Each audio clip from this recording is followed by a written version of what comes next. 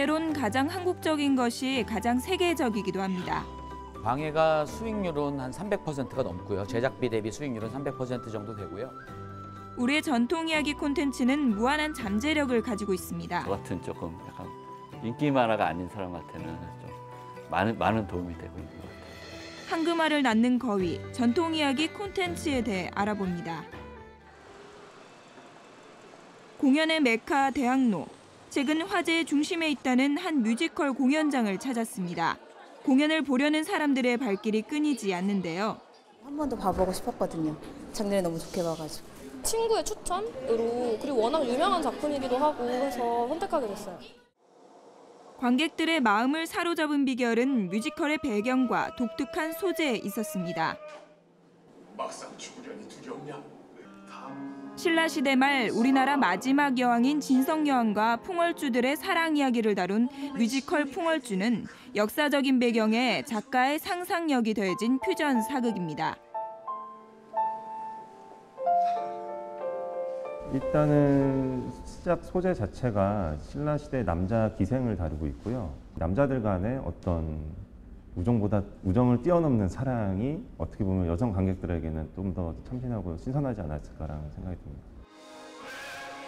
시나리오 단계부터 뜨거웠던 관심은 사전 공연 전성 매진, 평균 객석 점유율 90%라는 창작 뮤지컬의 새로운 신화들을 써내려갔습니다.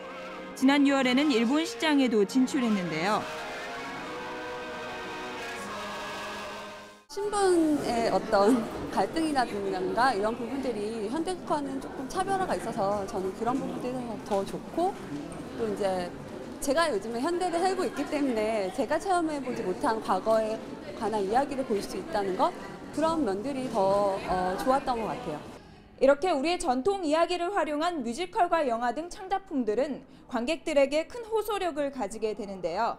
우리나라에만 있는 소재의 독창성과 인간사라는 주제의 보편성을 바탕으로 한 탄탄한 스토리 전개에 있다고 할 수 있습니다. 있습니다. 전 세계의 한류 열풍을 불러왔던 드라마 대장금. 무슨 일이냐? 지난해 개봉한 영화 광해, 왕이 된 남자. 이들의 시작은 조선왕조 실록이었습니다. 조선왕조 실록에서 조보에 알릴 일은 밝히지 마라라는 그 광해군 시절의 그 일기가 있었어요. 거기서 그 알려야 될지 말아야 될 비밀이 무엇이었을까를 가지고 거기서부터 영화를 만들게 됐습니다. 한 줄에서 시작된 이야기는 관객 수 1,200만 명, 한국 영화 흥행 4위라는 기록을 남겼습니다. 500년 전, 1000년 전 이야기를 하는 것들이 사실 그 역사가 순환되는 것처럼 사람의 삶도 순환되거든요. 그래서 현실에 힘든 그 대중들이 과거의 일을 대비해 보면서 현실의 자기를 이렇게 같이 연결시키는 큰 효과가 있거든요. 전통 소재가 가지는 독창성과 세대를 아우르는 보편적 감성이 사람들의 마음을 사로잡은 건데요. 우리의 전통 이야기가 훌륭한 킬러 콘텐츠가 될 수 있다는 것을 보여준 셈입니다. 해외에서도 전통 이야기에 대한 관심은 뜨겁습니다. 영화 반지의 제왕은 30억 달러의 흥행 수익을 올리며 전 세계적인 돌풍을 일으켰는데요. 해리포터나 반지의 제왕이 벌어들인 돈은 중공업, 제조업에서 벌어들인 돈의 수십 배에 달하는 부가가치를 창출을 하고 있습니다.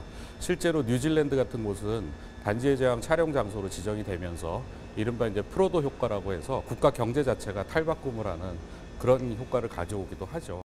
이에 정부에서도 우리의 전통 이야기를 적극 지원하고 나섰습니다. 우리의 가치가 담긴 전통 문화는 수많은 컨텐츠의 원형이 숨어있는 문화산업의 보고입니다. 문화 컨텐츠들을 다양한 문화와 융합하고 새로운 기술과 접목해서 문화융합 모델을 만들어내야 할 때입니다. 지난 12월 6일 전통 문화를 연구하는 학자들과 콘텐츠 제작자들 간의 만남의 자리도 마련했습니다. 우리가 가지고 있는 전통 문화 자원들과 이제 창작 현장에 실제로 계시는 분들이 만날 수 있는 자리를 이제 만들어 보고자 여러 기관에서 힘을 합쳐서 준비를 해서 이런 컨퍼런스 자리를 마련했습니다. 그동안 창작자들은 우리의 좋은 전통 소재를 두고도 접근 방법을 몰라 어려움이 많았는데요. 각 기관에 퍼져 있던 어떤 자료들을 이제 한꺼번에 우리가 같이 접할 수 있는 기회도 됐고 이런 인프라가 어떻게 펼쳐질지 좀 상당히 기대가 큽니다. 앞으로 정부는 전통 이야기의 디지털화 작업을 통해 창작자들이 쉽게 우리 이야기에 접근할 수 있도록 할 계획입니다. 뿐만 아니라 한국표준분류산업코드에 이야기 산업을 포함시켜 산업적 토대를 마련하는 방안도 추진하고 있는데요.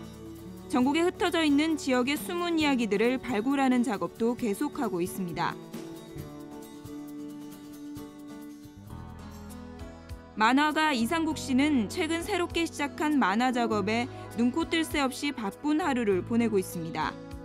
그전에 역사물 일러스트나 만화를 조금 했었거든요. 그래갖고 재미가 있더라고요. 역사물이. 아무래도 비주얼이 그리기에 재미가 있을 것 같아갖고 지원을 했는데 뭐 그쪽에서도 제 그림이 잘 어울린다고 생각했는지 뽑아주셔갖고 지금 작업을 하고 있습니다. 상국 씨가 요즘 작업 중인 만화는 조선시대의 가장 큰 왕릉지인 동구릉과 그곳을 찾게 된 한 도굴꾼의 이야기인데요.